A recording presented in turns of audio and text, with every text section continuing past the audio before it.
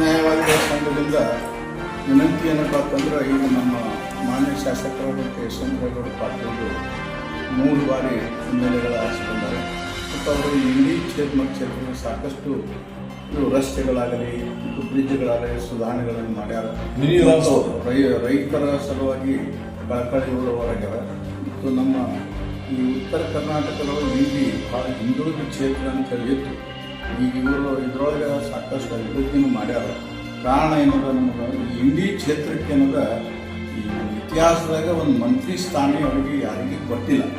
ಕಾರಣ ಏನದ, ನಮ್ಮ ಸಂಘದ ವತಿಯಿಂದ ನಾವು ಒತ್ತಾಯ ಮಾಡೋದು ಏನಂದರೆ, ಇಂಡಿ ಕ್ಷೇತ್ರಕ್ಕೆ ಈ ಬಾರಿ ಆದರೂ ಈ ಸಚಿವ ವಿಸ್ತರಣೆಯಲ್ಲಿ ನಮ್ಮ ಮಾನ್ಯ ಶಾಸಕರಿಗೆ ಒಂದು ಮಂತ್ರಿ ಸ್ಥಾನ ಕೊಡಬೇಕಂತ ಹೇಳಿ ನಾವೆಲ್ಲರೂ ಕೋರಿನಿಂದ ಮತ್ತು ಪಕ್ಷ ಭೇದ ಮರೆತು ವಿನಂತಿಯನ್ನು ಮಾಡ್ತೀವಿ.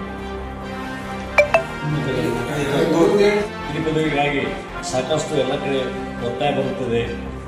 ನಮ್ಮ ಕರ್ನಾಟಕ ಸರ್ಕಾರ ಮೊದಲಿಂದಲೂ ನಮ್ಮ ಉತ್ತರ ಕರ್ನಾಟಕದ ಶಾಸಕರಿಗೆ ಯಾವುದೇ ರೀತಿಯ ಪ್ರಿಫರೆನ್ಸ್ ಕೊಡೋದಿಲ್ಲ, ಅದು ಪ್ರಾಧಾನ್ಯತೆ ಕೊಡೋದಿಲ್ಲ.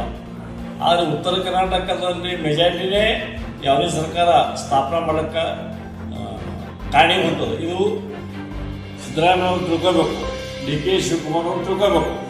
ಉತ್ತರ ಕರ್ನಾಟಕದ ಜನ ಯಾವ ಕಡೆ ವಾಲ್ತಾರ ಅದೇ ಸರ್ಕಾರ ಅಲ್ಲಿ ಬಂದೇ ಬರುತ್ತದೆ. ಈ ಸದ್ಯದಲ್ಲಿ ಸುಮಾರು ದಶಕಗಳಿಂದ ಇಂಡಿ ಕ್ಷೇತ್ರಕ್ಕೆ ಮಂತ್ರಿನೇ ಕೊಟ್ಟಿಲ್ಲ.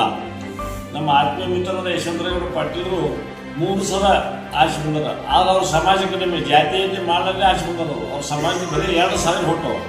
ನಮ್ಮ ಸಮಾಜದ 45,000 ಹೊಟ್ಟವು.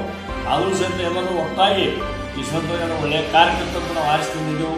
ಅವ್ರಿಗೆ ಮಂತ್ರಿ ಪದವಿ ಕೊಡದೆ ಹೋದ್ರೆ ದೊಡ್ಡ ಪ್ರಮಾಣದ ಅನ್ಯಾಯ ಮಾಡಲಾಗುತ್ತದೆ. ಇದಲ್ಲದೆ